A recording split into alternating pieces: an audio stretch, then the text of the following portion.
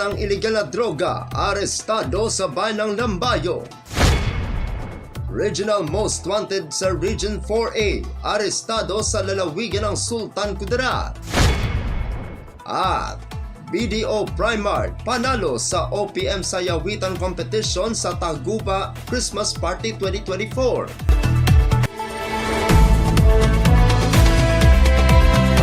Yan ang ulo ng mga balita sa Sultan Kudarat Headliners. Sama-sama ang pamilya sa Paskong kay saya. Sabay-sabay nating ramdamin ang yakap ng pagkakaisa.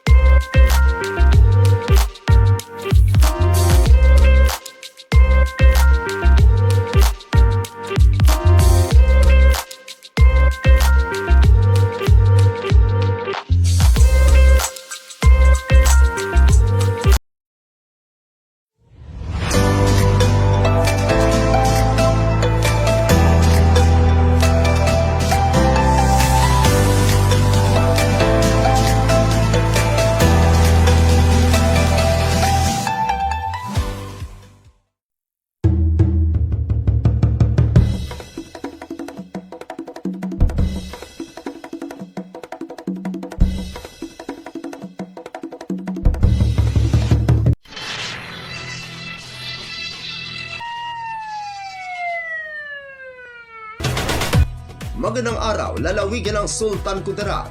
Narito na ang mga pangunahing balita sa Sultan Kudarat Headliners ngayon Disyembre 9, taon 2024. Tulak ng iligal na droga, arestado sa bayan ng Lambayong. Narito ang ulat. Arestado ang tulak ng iligal na droga sa isinagawang Anti-Illegal Drug Bypass o Entrapment Operation ng Lambayong Municipal Police Station, SKPDU, SKPIU at 1st SKPMFC.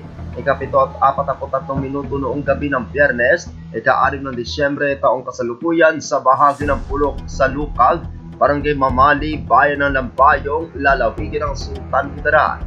Kinilala ang naarestong suspect na si alias Ombra, 46 na taong gulang, may asawa at naninirahan sa Purok 6, Barangay Tinaungan, Bayan ng President Quirino, lalawigan ng Sultan Kudarat at natag bilang street-level individual.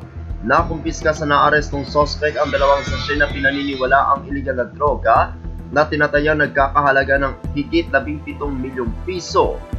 Habang ang na-recover naman sa posisyon ng suspect ang 1,000 piso na ginamit bilang marked money sa nasabing operasyon at ang 1 unit ng cellphone.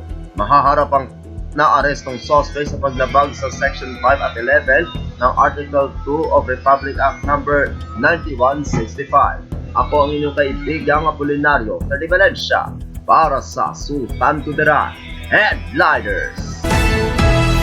Regional Most Wanted sa Region 4A, arestado sa lalawigan ng Sultan Kudarat.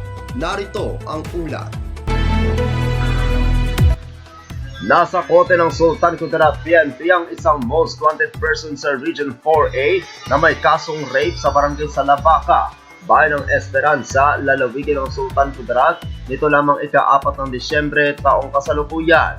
Kinilala ang nahuling suspect na si alias Jose, 73 taong gulang, may asawa at naninirahan sa barangay Biga, bayan ng Pagbilaw, lalawigan ng Quezon. Bandang ika-4 ng hapon nang maaresto ang suspect ng mga tauhan ng Provincial Intelligence Team, Sultan Kudarat Regional Intelligence Unit 12, Lead Unit, Esperanza Municipal Police Station, Provincial Intelligence Team Quezon Province, Regional Intelligence Unit PRO 4A, Pagbilaw Municipal Police Station, Quezon Province at 2nd SKPMFC. Naaresto ang suspect sa bisa ng warrant of arrest para sa kasong rape in relation to Republic Act No. 7610 na walang rekomendadong piyansa para sa kanyang pansamantalang kalayaan.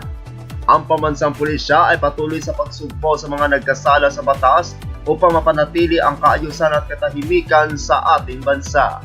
Ako ang inyong kaibigang Apolinario de Valensya para sa Sultan Kudarat Headliners. Para sa uling balita, BDO Primark panalo sa OPM Sayawitan Competition sa Tacuba Christmas Party 2024. Narito ang ulat. Nitong Biyernes, ika-6 ng Disyembre taong kasalukuyan, muling nagsama-sama ang mga manggagawa ng mga iba't ibang bangko dito sa lungsod ng Tacurong para sa kanilang taunang Christmas party na ginanap sa Tacurong City Cultural and Sports Center. Sa aktibidad, nagkaroon muli ng pagkakataon na magbanding ang mga pinuno at manggagawa ng iba't ibang bangko nang nagsaya ang lahat sa laro. Nabusog sa mga hinandang pagkain at nagpakita ng kanilang talentos sa OPM Sayawitan Competition. Panalo ang BDO Primark sa patimpalak na kung saan nag-uwi sila ng 15,000 pisong perang gantimpala. Second place naman ang BDO Alunan na nag-uwi ng 10,000 pisong perang gantimpala. At third place naman ang Metrobank na nag-uwi ng 5,000 pisong perang gantimpala. Ang mga hindi nanalo naman ay tumanggap ng 2,000 piso bawat isa bilang consolation prize. Ang Tacurong City United Bankers Association Incorporated o Tacuba ay pinamumunuan ni Raymond Deo Ohanola na siya rin ang branch manager ng East West Bank Tacurong. Ako ang inyong kaibigang Apolinario Freddy Valencia para sa Sultan Kudarat Headliners.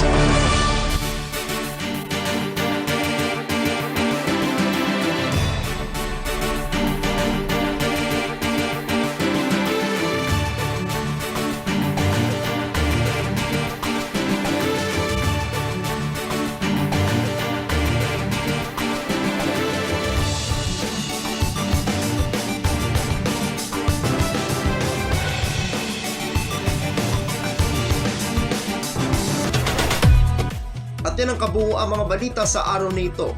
Mga balitang kailangan ninyong malaman, balitang walang kinakampihan, balitang totoo, balita may dalang aral at inspirasyon.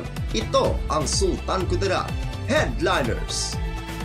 Hanggang bukas, maraming salamat at magandang araw kaibigan.